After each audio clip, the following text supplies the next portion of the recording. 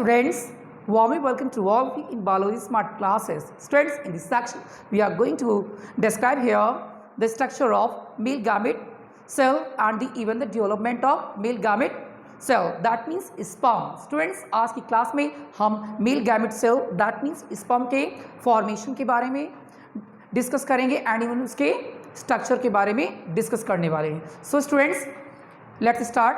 The male gamete cell development. Male gamete cell development. Male gamete in human, male gamete cell is called sperm. Students, sperm always haploid structure. Sperm जो होगा always, ये student always haploid structure होगा. The male gamete cell. Students, male gamete cell का जो formation है उसे हम spermatogenesis कहते हैं. Spermatogenesis. The male gamete cell formation is known as spermatogenesis.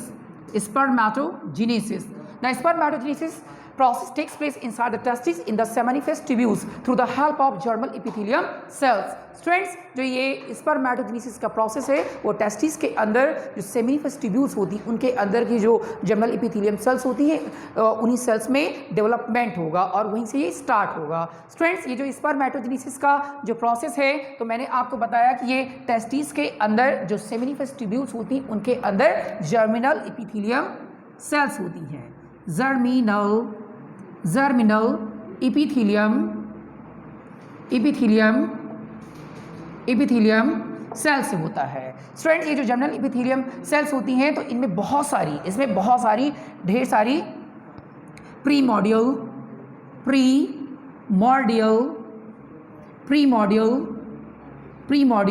Sales होती हैं. स्टूडेंट्स, ये जो प्रीमोडियल सेल्स होती हैं वो अनमैच्योर सेल्स होती हैं जो टेस्टिस के अंदर सेमिनिफरस ट्यूब्यूल्स में सिचुएटेड होती हैं छोटी.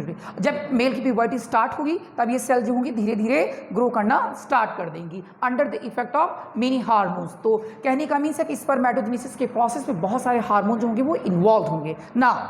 अब यहाँ से पहले हम डिस्कस करेंगे कि स्पर्मेटोजेनेसिस के प्रोसेस में कौन कौन से हार्मोन्स इन्वॉल्व हो रहे हैं. तो some important hormones are involved in the spermatogenesis process such as.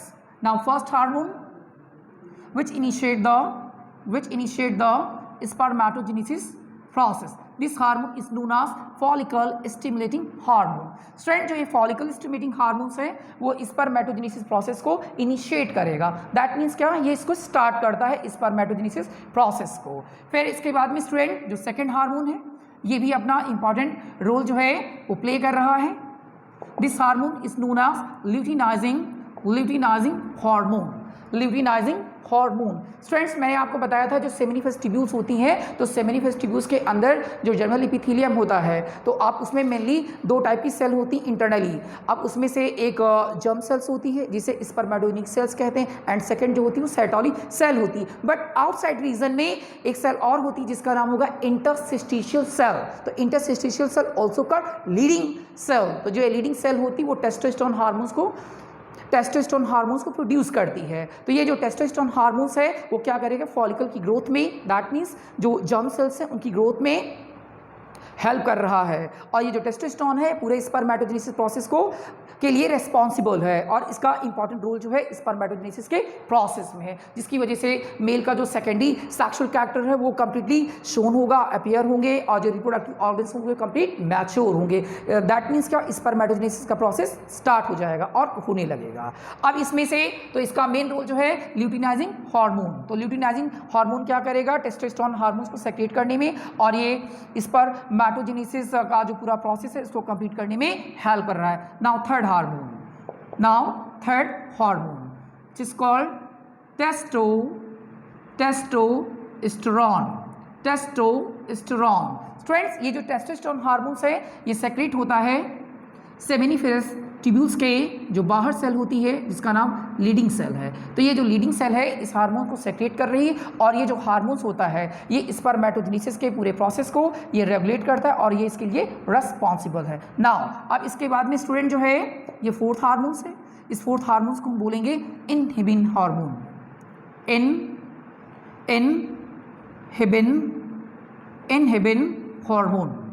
Inhibin hormone. जो इनहिबिन हार्मोन है ये टेस्टोस्टेरोन हार्मोन्स की रेगुलरिटी को मेंटेन करता है और इसकी ओवर एक्टिविटी पर ध्यान देता है और पूरे स्पर्मेटोजेनेसिस प्रोसेस को कंप्लीट करने में हेल्प करता है। नाउ अब इसके बाद में स्टूडेंट जो है इसका फिफ्थ हार्मोन्स है जिसे हम एस्ट्रोजन कहते हैं। एस्ट्रोजन स्टूडेंट ये जो एस्ट्रोजन हार्मोन्स है तो ये भी जो है स्पर्मेटोजेनेसिस के प्रोसेस में इन्वॉल्व हो रहा है। तो मैंने आपको बताया था जो सेटोली सेल्स होती हैं तो सेटोली सेल्स क्या करती हैं, एंड्रोजन बाइंडिंग प्रोटीन को आपस में सेक्रेट कर रही हैं। तो सेटोली सेल्स हैं जो एंड्रोजन बाइंडिंग प्रोटीन को सेक्रेट करेंगे, उसके बाद में टेस्टोस्टेरोन हार्मोन्स रिलीज होगा। देन उसके बाद में ये जो हमारा एंड्रोजन हार्मोन्स है दैट मीन्स जो मेल से रिलेटेड है तो इसमें से जो एस्ट्रोजन बाइंडिंग प्रोटीन है तो वो जब रिलीज होगी तो जो हमारा टेस्टोस्टेरोन हार्मोन्स होगा वो एंड्रोजन हार्मोन्स में कन्वर्ट हो जाएगा, एंड्रोजन हार्मोन में कन्वर्ट हो जाएगा। बट इसका थोड़ा सा रोल है और ये बाकी फीमेल हार्मोन है और मेल की बॉडी में नेग्लिजिबल होता है। नाउ अब इसके बाद में जो सिक्स हार्मोन होगा ये हार्मोन होता है activin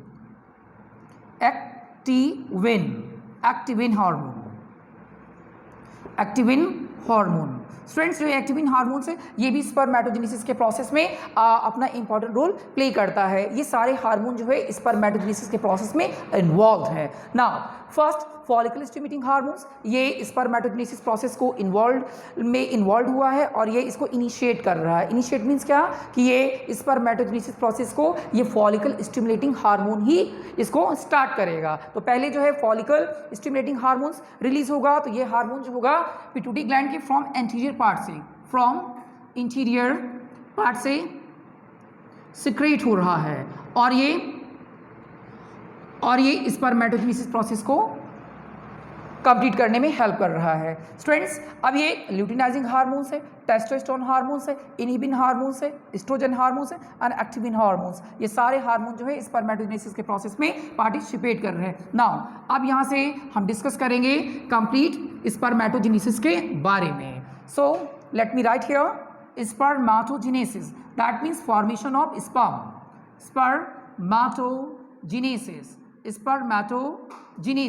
Spermatogenesis is the process, the formation of sperm, which takes place inside the testis in the seminiferous tubules. तो स्टूडेंट्स जो सेमिनिफेरस ट्यूब्यूल होता है तो उसके अंदर मैंने बताया था कि उसमें germinal इपीथीलियम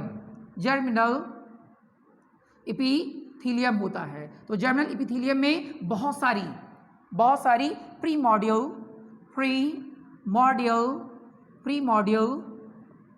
primordial germ cell present होती हैं। स्टूडेंट जो ये प्रीमोडियल जर्म सेल्स होती हैं बहुत सारी प्रेजेंट होंगी उस सेमिनिफेरस ट्यूब्यूल्स के जर्मिनल इपीथीलियम में। तो ये सेल ये धीरे धीरे मैच्योर करना स्टार्ट करेंगी। कब करेंगी? जब मेल की प्यूबर्टी स्टार्ट होगी under the effect of follicle stimulating hormone. जब ये पिट्यूटरी ग्लैंड से ये फॉलिकल स्टिमुलेटिंग हार्मोन रिलीज होगा तो ये प्रीमोडियल सेल जो होंगी वो धीरे धीरे क्या कर देंगे, इनका मैच्योरेशन स्टार्ट हो जाएगा। इसका मीन्स है कि इनका स्पर्मेटोजेनेसिस प्रोसेस जो होगा वो स्टार्ट हो जाएगा। स्टूडेंट जो स्पर्मेटोजेनेसिस का प्रोसेस जो होता है ये बहुत ही स्लो है और ये लॉन्गर प्रोसेस है और ये कंटिन्यू होल लाइफ मेल की बॉडी में होल लाइफ होता रहता है। अगर कोई मेल पर्सन है तो उसकी बॉडी में ये प्रोसेस जो होगा बिल्कुल स्लो होगा और ये काफ़ी लॉन्ग टाइम लेगा और ये प्रोसेस जो होगा ये पूरी जो उसकी लाइफ होगी उसकी पूरी लाइफ में कंटिन्यू ये प्रोसेस चलता रहेगा। अब इसमें देखिए इस प्रोसेस में क्या होगा तो मैंने आपको बताया कि जब मेल की प्यूबर्टी स्टार्ट होती है तो उनके जो रिप्रोडक्टिव ऑर्गन्स हैं दैट मीन्स मेल का जो मेन प्राइमरी रिप्रोडक्टिव ऑर्गन्स है टेस्टिस। तो टेस्टिस के अंदर जो सेमिनिफेरस ट्यूब्यूल्स होती हैं उन ट्यूब्यूल्स के अंदर जर्मिनल इपीथीलियम है। तो उस इपीथीलियम के अंदर प्रीमोडियल जर्म सेल्स होती है। ये सेल बहुत सारी होती हैं, ये अनमेच्योर सेल्स हैं। जैसे ही प्यूबर्टी के टाइम में ये फॉलिकल स्टिमुलेटिंग हार्मोन्स रिलीज होगा और ये सेल जो होंगी वो ग्रो करना स्टार्ट कर देंगी। तो ये अभी स्पर्मेटोजेनेसिस का प्रोसेस मैंने आपको बताया कि बिल्कुल स्लो है और ये इसको कंप्लीट करने में काफ़ी टाइम लगता है। तो अप्रॉक्सीमेटली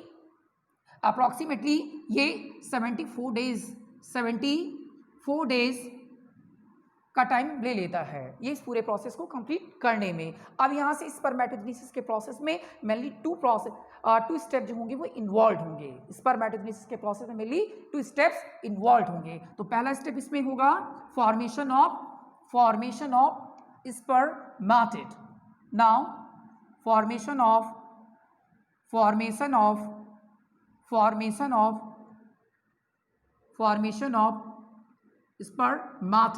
स्पर्मेटिड। पहले इसमें स्पर्मेटिड का फॉर्मेशन होगा, पहला स्टेप हुआ। एंड सेकेंड स्टेप होगा मेटामॉर्फोसिस ऑफ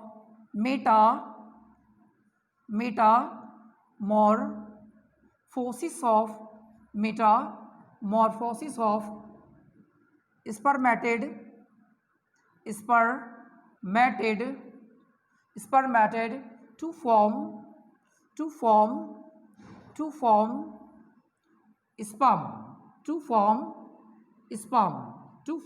sperm। स्टूडेंट जो स्पर्मेटोजेनेसिस का प्रोसेस है वो मेनली 2 स्टेप में कंप्लीट होगा। तो इसमें 2 स्टेप कौन कौन से? पहला होगा फॉर्मेशन ऑफ स्पर्मेटिड। कहने का मीन्स है कि पहले इसमें स्पर्मेटिड का फॉर्मेशन होगा। देन इसके बाद में जब स्पर्मेटिड बन जाएगा तो इसमें स्पर्मेटिड के अंदर की जो सेल ऑर्गेनेल्स हैं तो उनका मॉडिफिकेशन होगा। दैट मीन्स ट्रांसफॉर्मेशन ऑफ और metamorphosis of spermatid to form sperm. तो ये जो स्पर्मेटिड है तो इसके अंदर के जो सेल ऑर्गेनेल्स हैं तो वो मॉडिफाइड होंगे और मॉडिफाइड होने के बाद में एक कंप्लीट मैच्योर स्पर्म ऑब्टेन्ड हो जाएगा। तो ये सारा प्रोसेस जो है हमारा स्पर्मेटोजेनेसिस है। Now repeat again, spermatogenesis is the process of formation of sperm.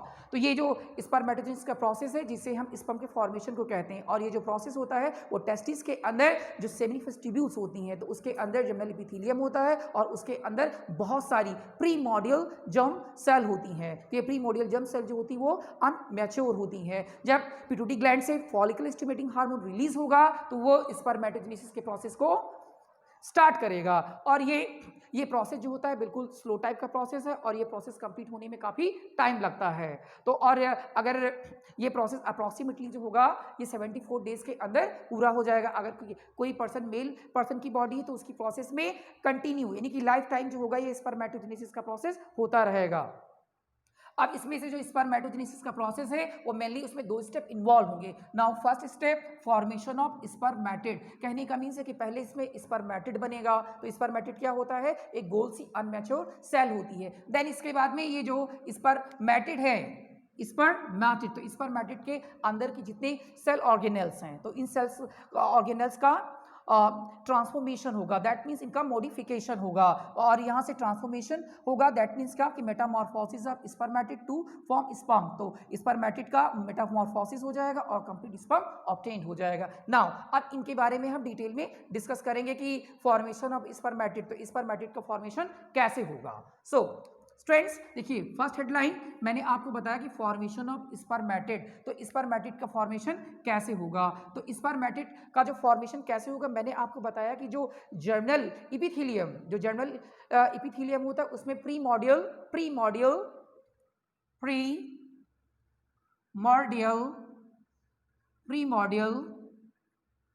Germ cell है।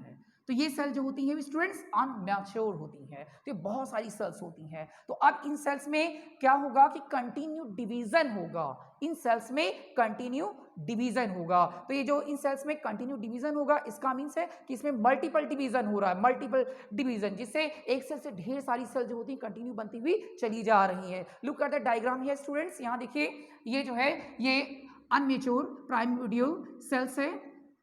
तो इस सेल्स में क्या हुआ? माइटोसिस हो रहा है। तो ये सेल जो होती है वो ऑलवेज जो होती है स्टूडेंट्स ये डिप्लॉयड होती है। तो डिप्लॉयड मीन्स क्या कि जिसके पास क्रोमोसोम के 2 सेट होते हैं। तो इसमें ग्रैंड टोटल क्रोमोसोम कितने हैं? 46 है। तो अब इस सेल्स में माइटोसिस का डिवीजन हो रहा है। तो माइटोसिस में क्या होता है कि जो एक मदर सेल होती है उसमें 2 डॉटर सेल जो होती है ऑब्टेन्ड होती है। देखिए यहाँ से तो इसमें माइटोसिस हुआ तो माइटोसिस होने के बाद में कितनी सेल ऑब्टेन्ड हुई? 2। फिर से यहाँ से माइटोसिस हुआ तो इसमें कितनी बन गई? 2 सेल। तो ये कंटिन्यू डिवीजन हो रहा है, कंटिन्यू डिवीजन हो रहा है और ढेर सारी सेल जो होती हैं वो ऑब्टेन्ड हो रही हैं। तो ये जो ढेर सारी सेल ऑब्टेन्ड हो रही इसका मीन्स है कि द फॉर्मेशन ऑफ स्पर्मेटिड में तो इसमें पहला स्टेप होगा multiple multiplication. That means multiple multiple या मल्टीपल मल्टीप्लिकेशन, मल्टीप्लिकेशन। तो मल्टीप्लिकेशन प्रोसेस में, मल्टीप्लिकेशन के प्रोसेस में क्या होगा कि जो प्री मॉड्यूल जर्म सेल्स हैं तो इनके अंदर क्या हो रहा है कि डिवीजन हो रहा है, और ये सेल जो होती है डिप्लॉयड नेचर होती है, और इनमें माइटोसिस होगा। जब माइटोसिस होगा तो इनमें ढेर सारी सेल जो होंगी वो ऑब्टेन हो जाएंगी, और ये क्या बनाएंगी, देखिए यहाँ से सारी सेल जो होती हैं बनकर तैयार हो जाती, बहुत ढेर सारी सेल। तो इनमें डिवीजन हो गया under the effect of follicular, देखिए under the effect of follicle stimulating hormone. तो ये जो फॉलिकल स्टिमुलेटिंग हार्मोन रिलीज हो रहा है, और रिलीज होने के बाद में इसको इनिशिएट कर रहा है, और इनिशिएट होने के बाद में इसमें कंटिन्यू डिवीजन हो रहा है, तो माइटोसिस डिवीजन हो रहा है। बट इसे पूरे प्रोसेस को कंप्लीट करने में टेस्टोस्टेरोन हार्मोन पार्टिसिपेट कर रहा है। दैट मीन्स टेस्टोस्टेरोन हार्मोन जो है वो अपना मेन रोल प्ले कर रहा है इस पूरे फॉर्मेशन में। अब जैसे इसमें मल्टीपल डिवीजन हो गया तो ये सेल ऑब्टेन्ड हुई, तो इसका नाम होगा spermatogonia. Late me write here, spermatogonia, spermatogonia. तो ये देखिए मल्टीप्लिकेशन के बाद में देखिए अब ये सारी सेल में डिवीजन हो गया, बहुत सारी सेल्स ऑब्टेन हो गई। अब इनके बाद में इसमें स्टूडेंट एक फेज और आती है जिसे हम बोलेंगे growth phase, growth phase. Students जब इसमें मल्टीपल डिवीजन हो जाता है तो इसमें दो टाइप की सेल हो जाती हैं, देखिए टाइप ए हो जाएगा, टाइप बी हो जाएगा। जो टाइप ये ए वाली सेल आ जाती है तो ये इस पर मैटोगोनिया है, दैट मीन क्या, ये इस पर मदर सेल है, इस पर मदर सेल है। तो इस पर मदर सेल क्या करती है, इसमें ग्रोथ फेज होगी। अब ये क्या करेगी, जितने भी न्यूट्रिशनल सब्सटेंसेस हैं, न्यूट्रिशनल सब्सटेंसेस को एब्जॉर्ब करती जाएगी, और धीरे धीरे क्या होगी, बिल्कुल ग्रो करना स्टार्ट कर देगी। ये जो ग्रोथ फेज होती है बिल्कुल छोटी फेज होती है, ये ग्रोथ फेज जो है बिल्कुल छोटी फेज है। और जो ये स्पर्मेटोगोनिया होती है धीरे धीरे क्या करती है, यहाँ से ये ग्रो करना स्टार्ट कर देती हैं, और न्यूट्रिशनल सब्सटेंसेस को खाना स्टार्ट कर देंगी, और धीरे धीरे ये ग्रो करना स्टार्ट हो जाती है। फिर आगे से देखिए इसमें ग्रोथ फेज इसकी कंप्लीट हो गई। अब यहाँ से स्टूडेंट ध्यान दीजिएगा कि ये सेल जो होती है ये थोड़ा सा ग्रोथ करने के बाद में आगे बढ़ जाती, वो कन्वर्ट हो जाती प्राइमरी स्पर्मेटोसाइट में, प्राइमरी स्पर्मेटोसाइट में। इसका मीन्स है कि ये सेल जो होती है ग्रोथ करते हुए आगे बढ़ गई है। और अब यहाँ से ये सेल जो होती है, अभी भी ये सेल कैसी है, अभी ये सेल जो है वो डिप्लॉयड है। जो प्राइमरी स्पर्मेटोसाइट है वो अभी ये सेल ग्रोथ करते हुए न्यूट्रिशनल सब्सटेंसेस को लेते हुए अदर सेल इसको न्यूट्रिश कर रही है। अब ये सेल जो होती है वो क्या होती, थोड़ा सा बड़ी हो जाती और प्राइमरी स्पर्मेटोसाइट में कन्वर्ट हो जाती, और अभी भी ये सेल जो है डिप्लॉयड है। दैट मीन्स क्या, इसमें क्रोमोसोम के सेट कितने हैं, 46 हैं क्रोमोसोम इस पे टोटल। अब यहाँ से स्टूडेंट इसकी स्टेज स्टार्ट होगी मैचुरेशन स्टेज यानी दैट मीन्स मैचुरेशन फेज। तो इसकी मैचुरेशन फेज जो होगी इसमें दो होंगी। देखिए पहली मैचुरेशन फेज में क्या कि देखिए इसमें मियोसिस हो रहा है, मियोसिस दैट मीन्स क्या कि यहाँ मियोसिस फर्स्ट हो रहा है। तो मियोसिस फर्स्ट में स्टूडेंट आपको पता है कि एक सेल से कितनी सेल बनती हैं, दो। देखिए एक सेल कितनी बनी, दो, और इनके क्रोमोसोम जो नंबर होते हैं वो हाफ हो जाते हैं। अब यहाँ से मियोसिस में फर्स्ट स्टार्ट हुआ, ये मैचुरेशन फर्स्ट स्टेज है, और यहाँ से मियोसिस फर्स्ट स्टार्ट हुआ तो एक सेल से कितनी बन गई, दो, और इनके क्रोमोसोम नंबर जो होते हैं वो हाफ हो जाते हैं। दैट मीन्स क्या, यहाँ फॉर्मेशन हो गया सेकेंडरी स्पर्मेटोसाइट का, सेकेंडरी स्पर्मेटोसाइट का। जैसे ही सेकेंडरी स्पर्मेटोसाइट बन जाएगा और इनके क्रोमोसोम नंबर जो होंगे वो हाफ हो जाएंगे। दैट मीन्स क्या कि इसमें आप केवल 46 का हाफ कितना बचेगा, 23 बचेगा। अब फिर से इसमें सेकंड मैचुरेशन फेज स्टेज आएगी, सेकंड मैचुरेशन फेज आएगी। तो सेकंड मैचुरेशन फेज में फिर से अगेन इसमें मियोसिस सेकंड होगा, और मियोसिस सेकंड होने के बाद में देखिए एक सेकेंडरी स्पर्मेटोसाइट से दो सेल हमें ऑब्टेन्ड हो रही हैं, दो सेल इधर ऑब्टेन्ड हो रही और दो सेल इधर ऑब्टेन्ड हो रही हैं। इसका मीन्स है कि देखिए ये भी सेकेंडरी स्पर्मेटोसाइट है और ये भी सेकेंडरी स्पर्मेटोसाइट है। तो एक सेकेंडरी स्पर्मेटोसाइट से दो स्पर्मेटिड इधर बन रहे, दो स्पर्मेटिड इधर बन रहे हैं। तो ये कितने टोटल बन गए, 4 हो गए। अब इसके बाद में स्टूडेंट्स जो स्पर्मेटिड है तो स्पर्मेटिड में क्या होगा, इनमें मेटामॉर्फोसिस होगा। तो मेटामॉर्फोसिस होने के बाद में जो स्पर्मेटिड होंगे वो कंप्लीट स्पर्म में कन्वर्ट हो जाएंगे। दैट मीन्स क्या कि स्पर्मियोजेनेसिस का प्रोसेस होगा, स्पर्मियोजेनेसिस का प्रोसेस होगा। नाउ रिपीट, मैं फिर से आपको बताऊंगा कि अभी हमने बताया कि जो हमारा स्पर्मेटोजेनेसिस का प्रोसेस है वो मेनली 2 स्टेप में पूरा हो रहा है। तो 2 स्टेप कौन कौन से थे, पहला था formation of, now first step called formation mason of formation of spermatid, formation of spermatid. तो पहले इसमें स्पर्मेटिड का फॉर्मेशन हुआ, तो मैंने अभी बताया कि स्पर्मेटिड का फॉर्मेशन कैसे होगा।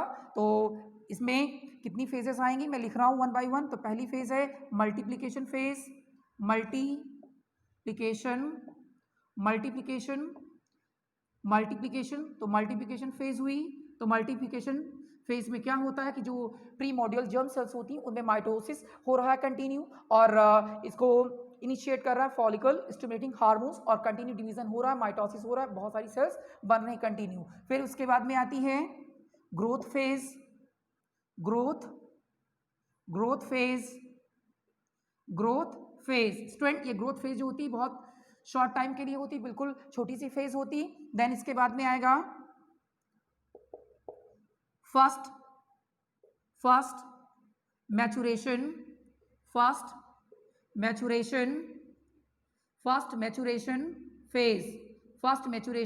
फेज आएगी। इसके बाद में आएगी second maturation phase, second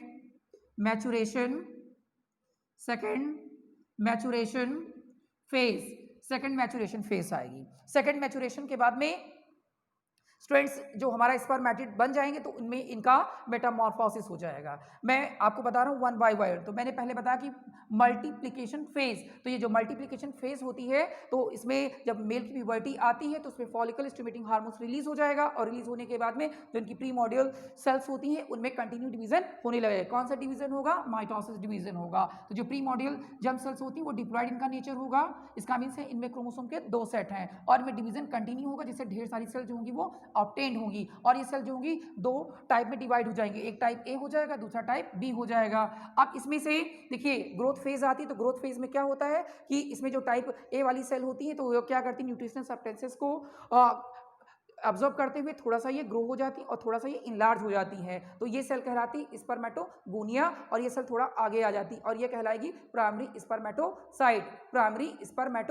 student एक चीज याद रखना कि प्राइमरी स्पर्मेटोसाइट यानी कि एक प्राइमरी स्पर्मेटोसाइट से 4 स्पर्म का फॉर्मेशन होता है। और ये जो पूरा प्रोसेस होता है देखिए बिल्कुल ये लॉन्गर प्रोसेस होता है, और ये बिल्कुल स्लो प्रोसेस होता है, और इस पूरे प्रोसेस को रेगुलेट कर रहा है, जिसके लिए रिस्पॉन्सिबल है वो टेस्टोस्टेरोन हार्मोन है। अब यहाँ से देखिए जब ये ग्रोथ करते हुए सेल आगे आ जाती, अब यहाँ से मैचुरेशन फर्स्ट आएगी। तो मैचुरेशन फर्स्ट में जो प्राइमरी स्पर्मेटोसाइट है तो ये डिप्लॉयड सेल है, अब इसमें मियोसिस फर्स्ट हो रहा है। तो मियोसिस फर्स्ट में आपको पता है स्टूडेंट कि जो मियोसिस फर्स्ट होगा तो इसमें क्रोमोसोम नंबर जो होते हैं वो हाफ हो जाते हैं, क्रोमोसोम नंबर जो होंगे वो हाफ हो जाएंगे। तो 46 का हाफ कितना हो जाएगा? 23 हो जाएगा। और मियोसिस फर्स्ट में एक प्राइमरी स्पर्मेटोसाइट से 2 सेल ऑब्टेन्ड होंगी। देन इसके बाद में यहाँ जो सेल ऑब्टेन्ड हो रही उसका नाम होगा सेकेंडरी स्पर्मेटोसाइट, और ये सेल जो होगी वो हैप्लॉइड होगी। देन इसके बाद में स्टूडेंट फिर से इसमें सेकंड मैचुरेशन डिवीजन स्टार्ट होगा, सेकंड मैचुरेशन फेज आती है। अब इसमें फिर अगेन मियोसिस सेकंड होगा, तो मियोसिस सेकंड होने के बाद में फिर देखिए इसमें डीएनए भी इसका हाफ हो जाएगा। तो अब इसमें 2 सेल ऑब्टेन्ड हो रही, देखिए एक सेकेंडरी स्पर्मेटोसाइट से 2 स्पर्मेटिड यहाँ ऑब्टेन्ड हो रहे हैं और 2 इधर ऑब्टेन्ड हो, टोटल कितने बने स्पर्मेटिड्स? 4 बने। अब इसके बाद में स्पर्मेटोजेनेसिस की मेन स्टेप आएगा जिसका नाम होगा metamorphosis of spermatid to form sperm, यानी कि स्पर्मेटिड से स्पर्म का formation. Students look at the diagram here. अब मैं यहाँ पर स्पर्मेटिड का डायग्राम बनाऊंगा। स्टूडेंट जो होता है ये स्पर्मेटिड, तो स्पर्मेटिड जो होती है गोल सी, ये गोल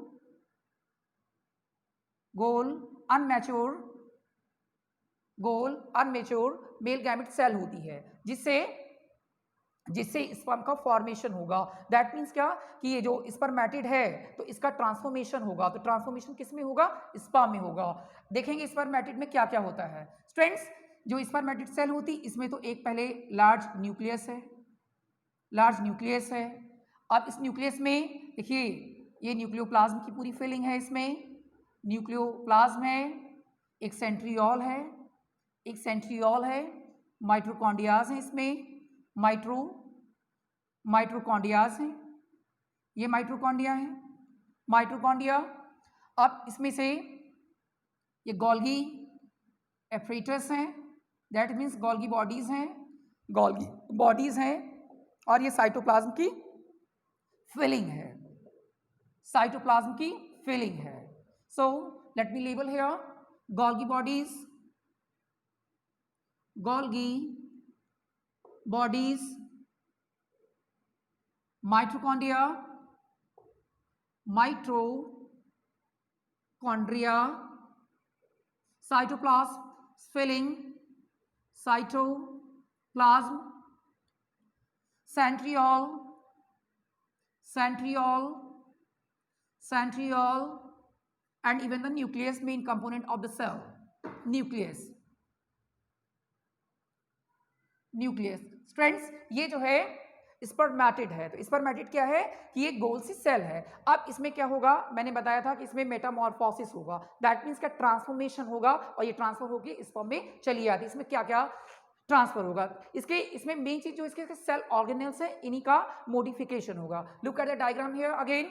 देखिए ये स्पर्मेटिड है स्टूडेंट्स। अब इसमें गोल्गी ऑपरेटर्स हैं, माइटोकॉन्ड्रियाज हैं, माइटोकॉन्ड्रियाज में भी आपको कम दिखाई दे रही, एक न्यूक्लियस है और एक सेंट्रियोल्स है। स्टूडेंट्स जब इसमें मेटामॉर्फोसिस स्टार्ट होगा तो इसमें से पहले फर्स्टली क्या है, इसमें जो गोल्गी बॉडीज हैं, तो ये गोल्गी बॉडीज क्या करते हैं, ये गोल्गी बॉडीज का मॉडिफिकेशन हो जाएगा। तो ये जो गोल्गी बॉडीज हैं, ध्यान से देखिएगा, look at the diagram here.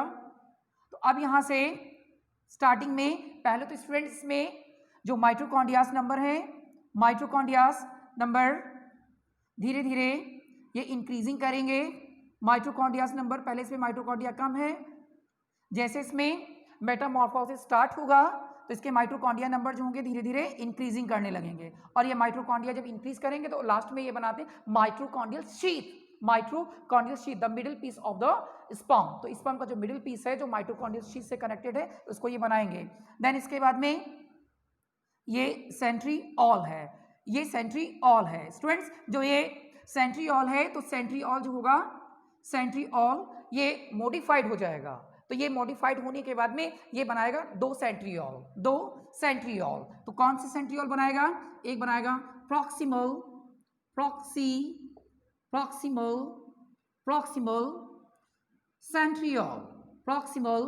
Centriole, and second बनाएगा डाइस्टल सेंट्रियोल।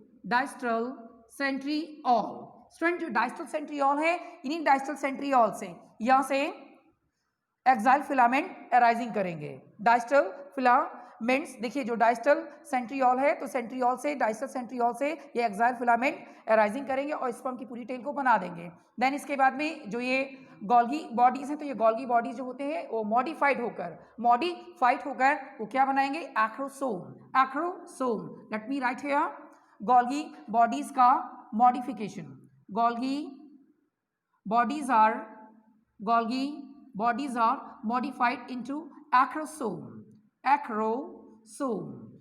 स्टूडेंट्स जो एक्रोसोम होता है ये स्पर्म के ऊपर एक कैप जैसा, देखिए जब स्पर्म बनेगा तो स्पर्म का जो न्यूक्लियस है तो न्यूक्लियस के चारों एक कैप जैसा स्ट्रक्चर बना लेगा जिसे हम एक्रोसोम कहेंगे। और ये एक्रोसोम जो होगा एक एंजाइम्स को सेक्रेट करेगा। ये एंजाइम जो होगा वो हाइलोरुनिडेज एंजाइम्स होता है, हाइलोरुनिडेज एंजाइम होगा और ये एंजाइम जो होगा वो फर्टिलाइजेशन में हेल्प करेगा। देन इसके बाद में जब ये माइटोकॉन्ड्रिया इंक्रीज होंगे, मैंने आपको बताया कि जब इसका मेटामॉर्फोसिस होगा तो इसके माइटोकॉन्ड्रिया नंबर जो होंगे वो इंक्रीज हो जाएंगे और ये माइटोकॉन्ड्रियल शीथ बनाएंगे और स्पर्म की मोटालिटी में हेल्प करेंगे और ये इसको एनर्जी देते रहेंगे। अब उसके बाद में मैंने आपको बताया कि जो हमारा ये सेंट्रियोल होता है तो सेंट्रियोल मॉडिफाइड हो जाएगा और दो सेंट्रियोल बनेंगे, एक प्रॉक्सिमल बनेगा और दूसरा डाइस्टल बनेगा और डाइस्टल से वहाँ से एक्साइल फाइबर्स अराइजिंग करेंगे जो स्पर्म की टेल को बनाएंगे। So students look at the complete diagram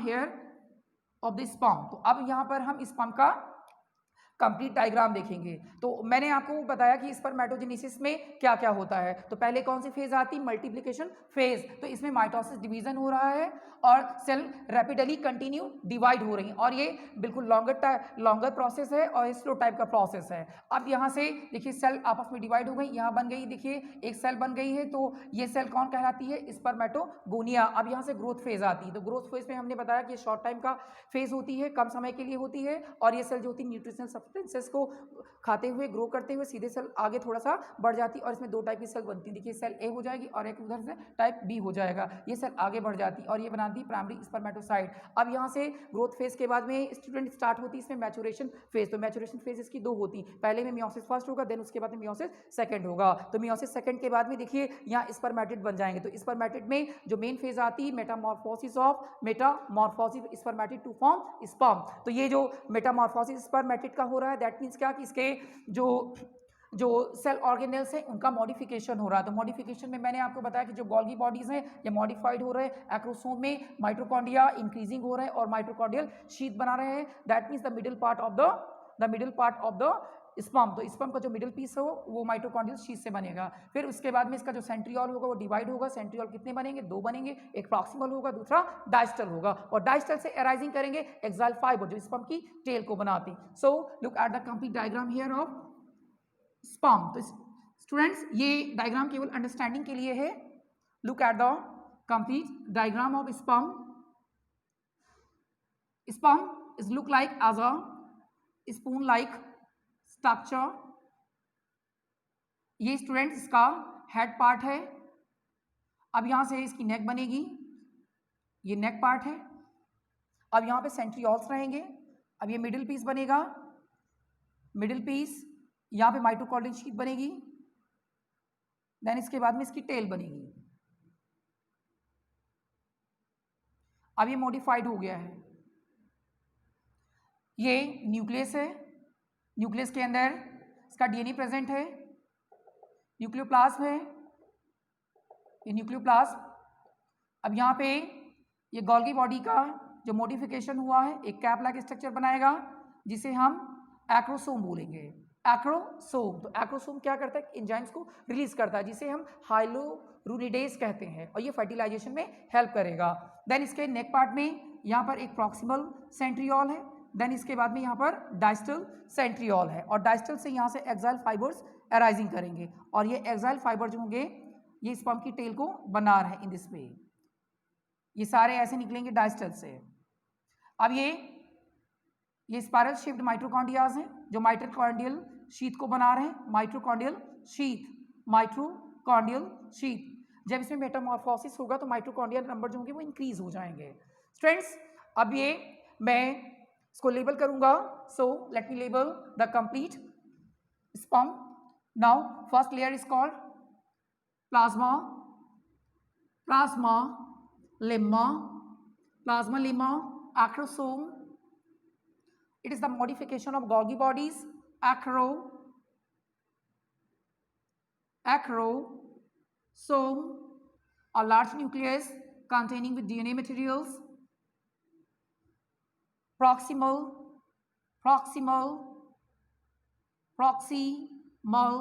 centriole,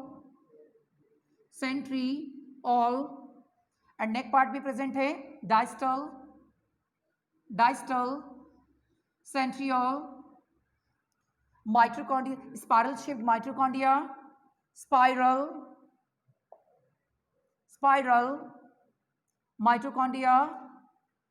spiral mitochondria, axial filaments,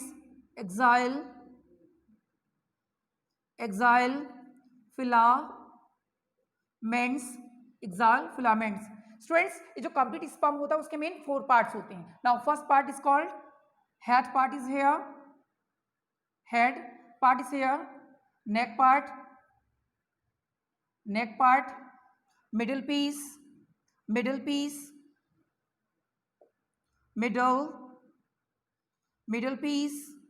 जहां पे स्पाइरल माइटोकॉन्ड्रिया प्लेस ले रही are the even the tail. Students ये कंप्लीट स्पर्म है, ये मेल गैमेट सेल है जिसका फॉर्मेशन जो है स्पर्मेटोजेनेसिस के थ्रू हुआ है। स्टूडेंट्स नेक्स्ट क्लास में हम डिटेल में स्पर्म के स्ट्रक्चर के बारे में पढ़ेंगे। आई होप आज की क्लास आपको समझ में आई होगी। सो आज की क्लास को हम यहीं से ओवर करते हैं। Bye bye and take care, have a nice day.